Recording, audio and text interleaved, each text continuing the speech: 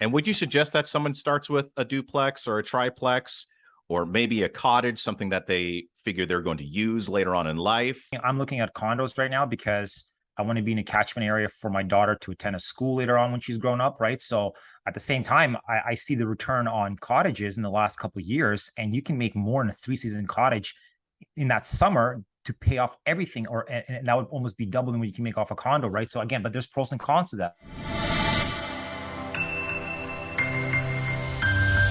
Welcome once again to the Launchpad Podcast. My name is J-Man. Just to let you know that I am taking the extra and putting it in the intro. We had a whole bunch of troubles recording this podcast, and the sound is going to be off. So I apologize for that a little bit later on. I'm going to sound muffled, but the good thing is the gentleman that is to like my left, possibly I think the right when this broadcast gets started, he comes through loud and clear. His name is Andrei Medow, and he's a realtor at the Medow Group. He has his own podcast, which is phenomenal, and he has a YouTube page called Coming to Ottawa. This is a guy that invests in himself, and possibly you're going to want to invest with him too. Andrei, welcome to the Launchpad Podcast, my friend. Thank you so much for having me, man. This is a pleasure. I'm just super excited to be here. All right, so we're going to talk about a whole bunch of stuff. We are going to talk about rental properties, who should be getting into rental properties, what type of rental properties they want, what the heck is going on with today's marketplace, and these interest rates, which seem to be fluctuating like crazy. Yeah, it's murderous almost. So you're going to be the guy that's going to put us on track in regards to how to approach today's real estate market. Now, you have an interesting backstory. You actually got into real estate because you were launching a business on your own. Maybe you can give us a quick snapshot of that. So the backstory is actually pretty funny, and I get this asked all the time. It's like, hey, Andrei, how'd you get into real estate? And it's actually through a chicken wing business, if you believe it. So before I got back to Canada, I spent some time in Russia, and we worked with a couple of Western franchises, food franchises. There was two. There was a Western and a Southwest that we brought over as a franchise to Russia. And I was in charge as the operations manager. So customer service, kind of working on the menu, advertising, all that stuff. Long story short, we made the concept work, but because of expensive import fees, we had to cut ties and we rebranded. So we built essentially our own brand. Opened up about, at the time, 8 restaurants in Moscow. So a year and a half went by, and I call up the guys and I say, listen, I got an idea. I got a wild idea. They're like, okay, what is it? I said, let me get licensed. Let me get my realtor license. I want to join a commercial department at a brokerage, get on the other side of the industry and see what's available. There's got to be something better than what these agents keep sending us, right? Like, there's this big question mark. Like, it's not working out. It's not good for us. So I actually fast-tracked my realtor license, got it in just under a year because I do have the commercial background from Moscow, from all the projects that we were doing. Got licensed, joined a brokerage, commercial department. Took me about 3 weeks to realize that literally the commercial market is very dry in Ottawa. There aren't that many options, or at the time there wasn't, right? So again, we went through kind of, looking at different things, and it just didn't make sense financially. So, the partner said, okay, well, maybe we shouldn't pull the trigger in Ottawa. What are you going to do? And I said, well, hey, I got my license. Let me try residential, right? I mean, this residential is a huge chunk of the real estate market here in Ottawa. So the transition was pretty fast, coming from a customer service background, talking to people, trying to help them out, right? Getting face-to-face. I like doing that, right? So the transition was easy, and I started doing residential.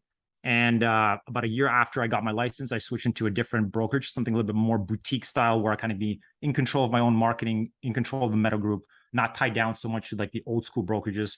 And here I am now. It'll be year 4. I started in March, and still going. That's pretty awesome.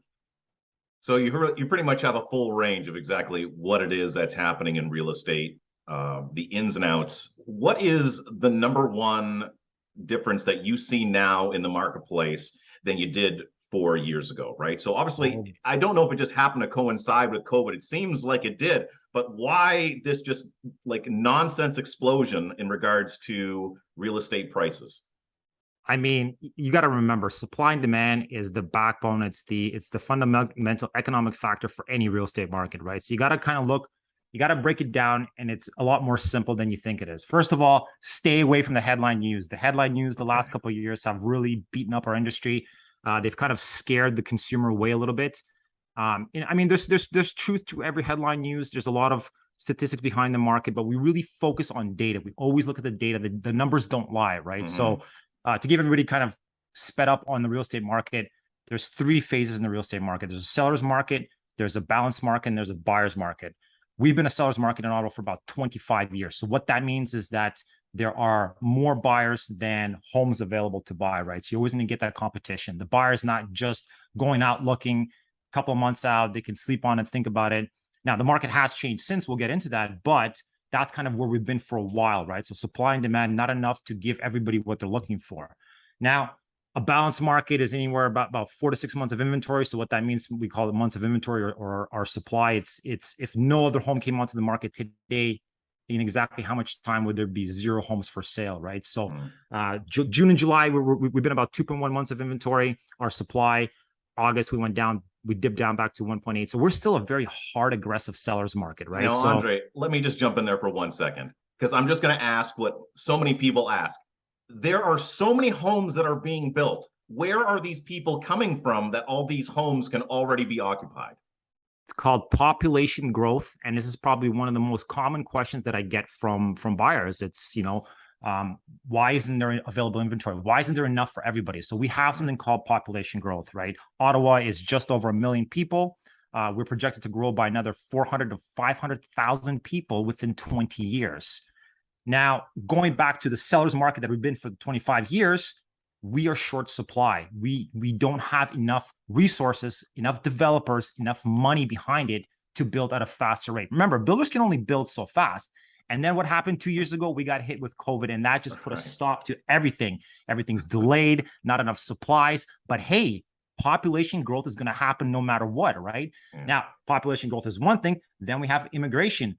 You obviously follow a little bit of the Canadian politics. Trudeau's plans of 400,000 people in Ontario every year. Where are they going to go? They need homes. So again, this is going to put all that pressure onto the demand side, and our supply is going, well, I can't keep up with the demand, right? So this is kind of like, this is where Ottawa's been for a while.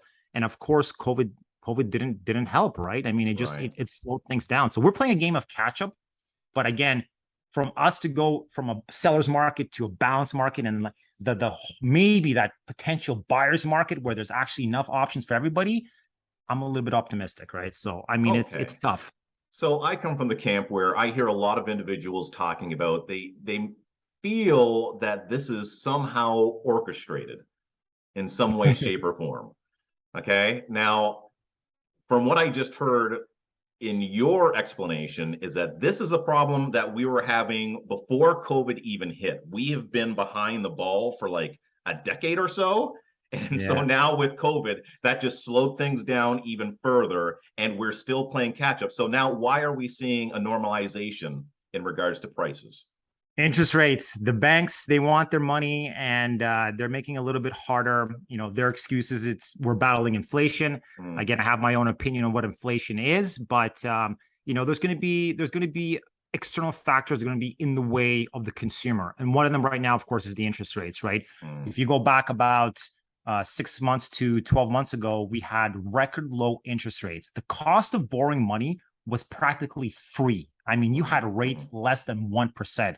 It's a no-brainer to go out and refinance, maybe pull out some equity from the homes. And, the banks are doing that to stimulate the economy because nobody knew what was going to happen during COVID, right? It's the beginning of COVID. What's going to happen to our economy? We're not sure. Let's give all these incentives to people. Let's help them out a little bit financially, kind of get them going, see where this goes. But people jumped on pretty quick and said, hey, if it's that cheap to borrow money, I'm going to borrow lots of it. And I'm going to start buying properties. I'm going to take out equity or money from my current home. I'm going to buy a second property and a third property. I'm going to jump into the market. All of a sudden, this happens so fast. And the banks are like, whoa, wait a second.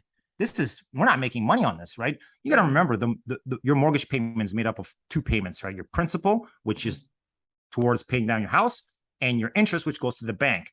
So the banks aren't getting money, and all of a sudden they said, we gotta fix this somehow. So there is this kind of this back end politics to it. The Bank of Canada, the big lenders, they control a lot of this market. So if they're going to start raising interest rates, all of a sudden people or consumers are going to say, well, wait a second, what's that going to take out of my pocket? What's the difference, right? So I mean, the value of houses went up, and again, back to supply and demand, right? They pushed 6 months ago, we had bidding wars out of control.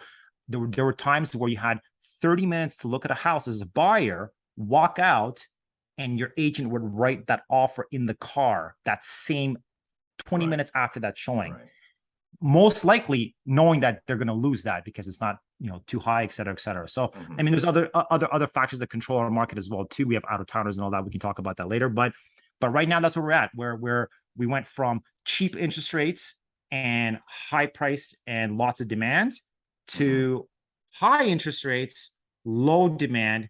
So it counterbalanced itself a little bit. So we literally fell about 16% on the average price of a home 6 months ago to today, right? Okay. That's a big number. So but we were told, though, by the banks that like this interest rate should stay pretty settled for a while.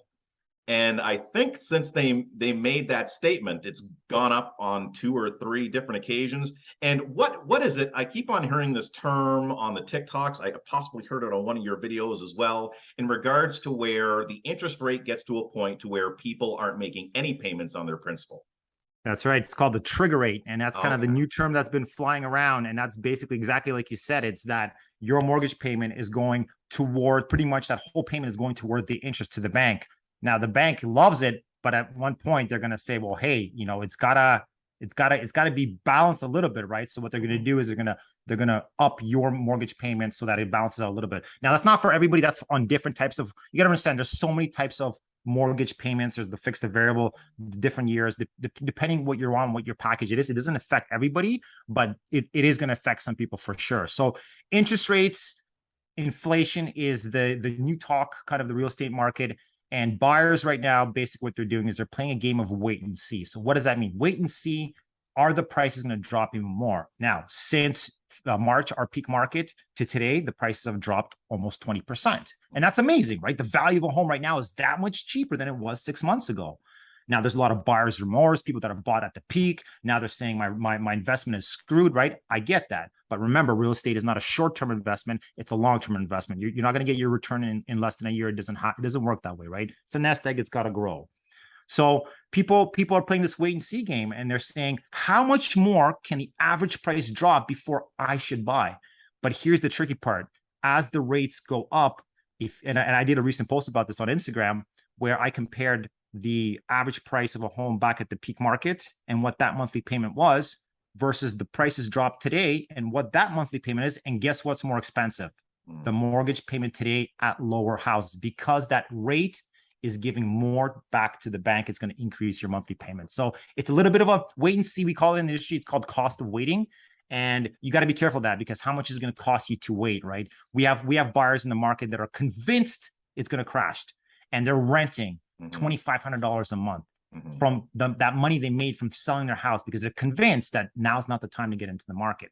Now, when's the best time to get into market? And that's really going to depend on you and how financially ready you are. Right. We can't, unfortunately, predict the market 100%. No one can, right? But like I said, we work very, very strictly, at least I do, and I know most realtors do, on stats, right? We go back to the last month. We go back to the last 2 months. We study that, we come up with a data plan, we look at it, and then we can tell you what's most likely going to happen based on the numbers. But then, of course, like I said, you have the headline news. They're going to do everything to distract you. Sure. So you go into this panic mode and you're like, oh my God, I lost my investment. What's going to happen? Should I sell? Should I run? What should I do? Right? You got to be patient. It's a game of patience right now. So I can see that obviously real estate is kind of like the Oakland A's and Moneyball. I don't know if you know that movie, but where they were the first team that kind of just went by the stats and really focused on those stats. Opposed to just going with gut feelings, whatever they thought would possibly or potentially there's a little bit of gut feelings involved for sure, right? But like I said, it's a game of, you have to be patient now, right? In today's market, the difference between 6 months ago is that buyers have more options. There are more homes on the market and they're cheaper, right? But does it financially make sense to get a mortgage right now at a high interest rate? Go to your lender, go to your broker, find out.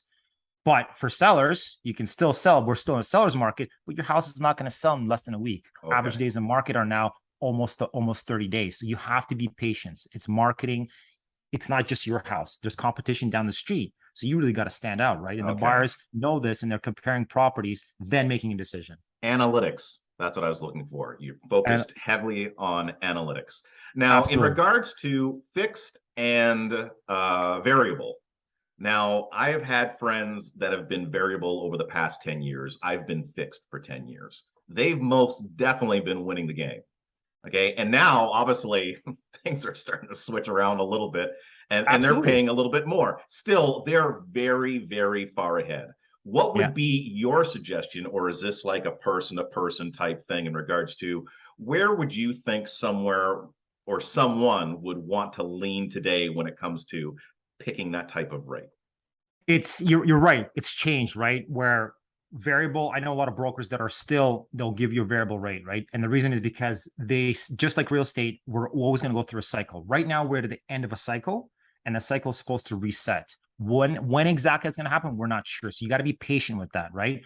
At the same time, if you're able to get a good fixed rate 6 months ago for 5 years at a super low rate, then why not stay that? Wait till your 5 year term ends, refinance and go from there. But then again, you're at the mercy of the market. So this is a juggling act, right? You're juggling, and and and again, you made a good point. It's going to come down to your personal situation in terms of what you're looking for, right? How much down payment there's so much goes into a mortgage payment.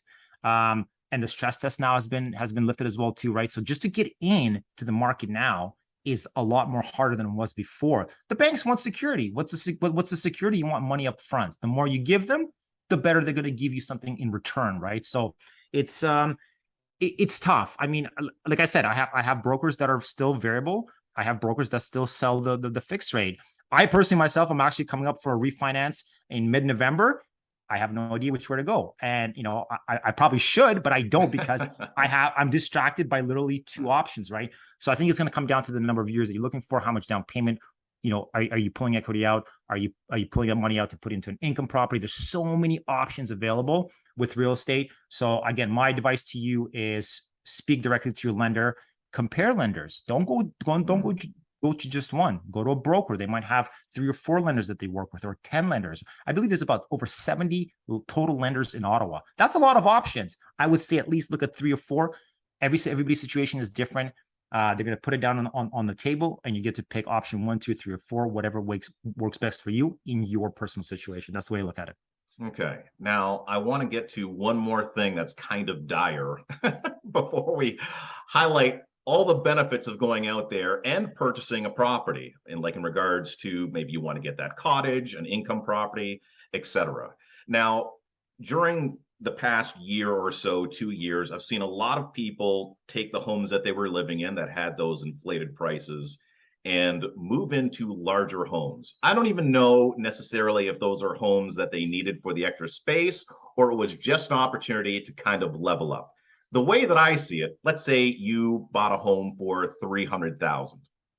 Your home is now worth 500,000, and you're like, that's great. I'm going to go buy this home now that is at $1 million, and my payments stay roughly around the same because I have the equity in my home, but I've accumulated another $300,000 or $400,000 of debt. Now I'm of the camp to where why not aggressively pay down your mortgage and get as much equity into your house as possible, and maybe not chase the Joneses, or maybe be a little bit more patient. Where do you stand on that? I agree with you 100%. I think that your goal with the mortgage is to pay it down. Now, the problem is the banks give you so much options where you can stretch out that debt 25, 35, 25, 30, 35 years. I mean, I'm almost 41 years old. Give myself a mortgage for another 35 years. That's a long time, right? Knowing that I got to pay something off. Now, long term, if you stretch that mortgage out, you're actually going to be paying more to the bank than you are if you're paying down your mortgage, right? Your goal should be always paid down. Now, this is the thing too. This is where people kind of in the last 2 years jumped on this whole equity thing, right? If you have a lot of equity build up, why not pull it out? But people started pulling it out, a lot of it, where the stress test was also lower, and you were able to do that. The bank gave you that option, right? So, stretching the mortgage that long, I'm not a fan of it. If you are in a situation where you have no other options, I totally get it. But I mean, to me, knowing that my mortgage is almost mortgage free, that's my goal with real estate, is to pay down as fast as possible. And you'd be surprised how many plans and options there are where they let you put down, cash during the year up to like $35,000 a year. And if you have that money, if you're making it, instead of spending it, put it towards your house, pay down your house. Because year over year, between now and 5 and 10, 15, 20 years, that property is still going to appreciate. Let it grow, but don't maximize that debt, because you're never going to see that potential equity or that potential value of it.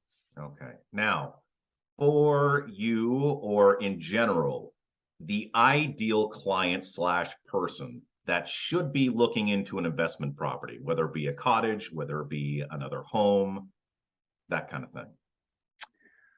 Income properties, again, have been very, very popular the last 2 years, because most people, they did it the smart way. They pulled out their equity and they invested into a second property where it's going to make them money. So essentially, that mortgage that you have on your second property, somebody else is paying it off, right? The renter moves in and they're paying that off. So it's very low risk to you, right? But is there anybody that should not be doing that? Some people I find maybe get into that game that really shouldn't be into that game, or do you think really? It's tough. I'll explain to you why it's tough. So Okay. I look at landlords. There's two types of landlords. There's the business landlord, and then there's the emotional landlord, right? So you got to look at income properties as a business, as a second source of income.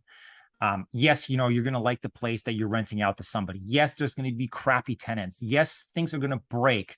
You got to handle that emotional side, because once you let it be emotional, you're going to become emotional. And that's going to really play with, well, you know what? It's not really working out for me. Or that's not the tenant that I wanted. Or I don't want to put in $10,000 every year into my income property to fix things up, right? So from my experience, and I've dealt with clients that have bought income properties, there's always that too. So I think it's not easy. It's not easy, right? I mean, it's I guess it's your character, it's your mind frame, but income properties are designed for you to have a second source of income. And once that mortgage is paid off, you have equity, you have more value, and that's up to you what you want to do with it, right? But I mean, to get into income properties, there's so many options that as well too, because you can start with one, and as the appreciation, as the property grows in value, you can pull out that equity again. Now you're not using your own money, you're using that property's money, and you start building your portfolio. And every couple of 3, 4, 5 years,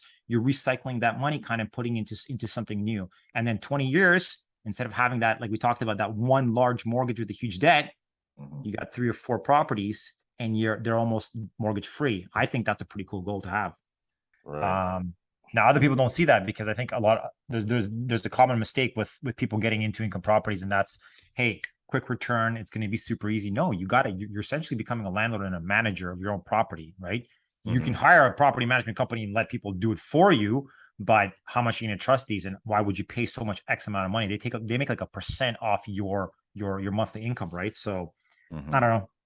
I'm like I said, I think there's a lot more emotional investors out there than there are ones that are just there for, and it's tough. I'm not going to say it's easy, right? But I think it's going to come down to your character. I think it's who you are as a person. Yeah. So it's So kind if of you're emotional, let somebody else do it.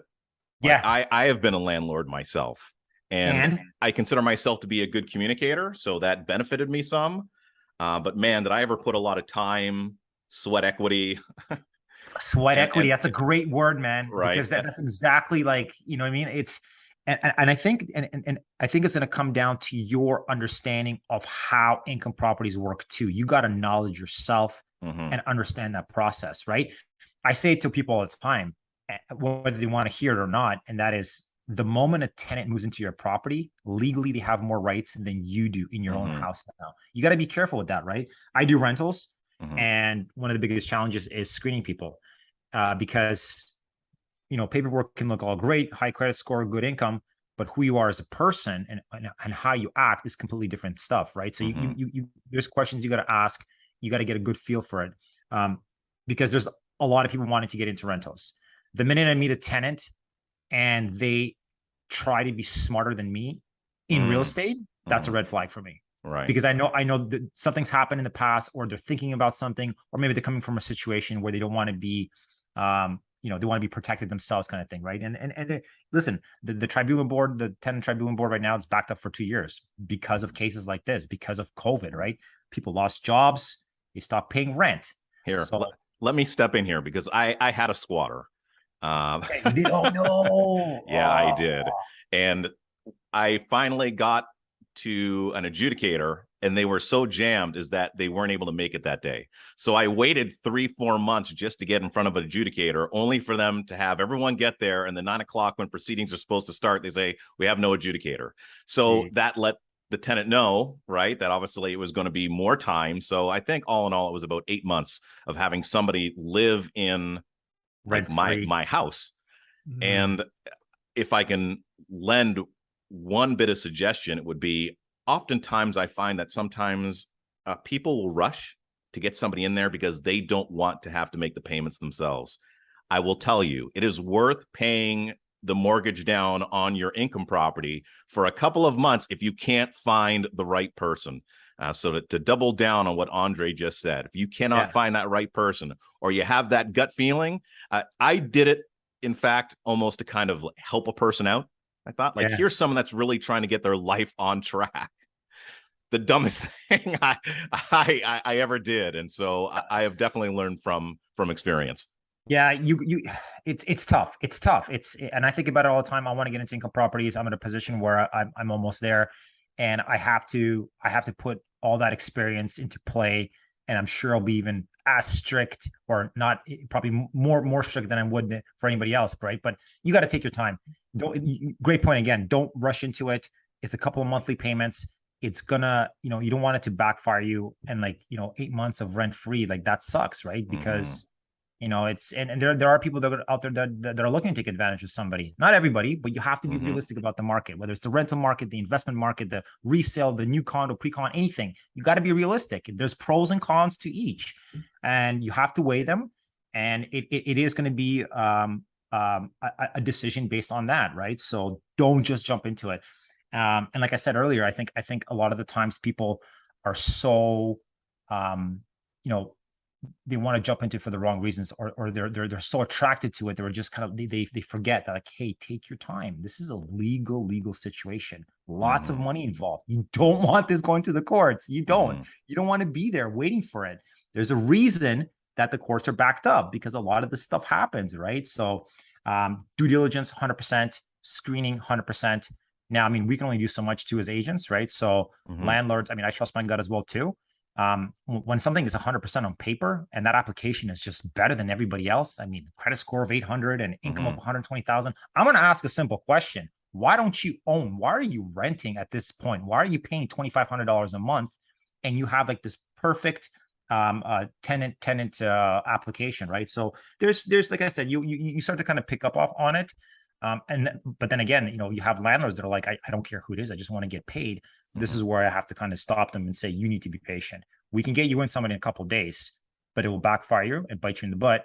Or you can wait a little bit, give us a couple of weeks, we'll work on it, right? So, and would you suggest that someone starts with a duplex or a triplex, or maybe a cottage, something that they figure they're going to use later on in life? Or is it personal, just kind of, again, it's going to come down to your personal situation. There's pros and cons to each type, right? I mean, I'm looking at condos right now because I want to be in a catchment area for my daughter to attend a school later on when she's grown up, right? So at the same time, I see the return on cottages in the last couple of years, and you can make more in a 3-season cottage in that summer to pay off everything, and that would almost be double than what you can make off a condo, right? So again, but there's pros and cons to that. There's going to be maintenance.